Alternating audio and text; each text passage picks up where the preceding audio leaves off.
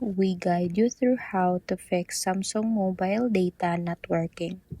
So first, open settings on your Samsung phone, then scroll down and tap General Management.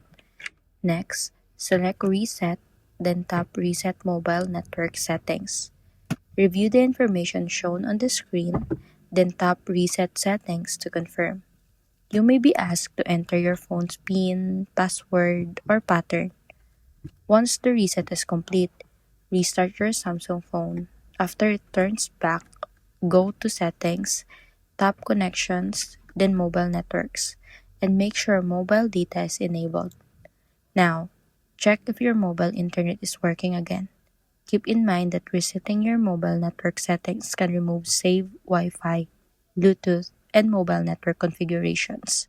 So, you may need to reconnect your networks afterwards. If your Samsung mobile data was not working because of a network configuration issue, this reset can often fix the problem.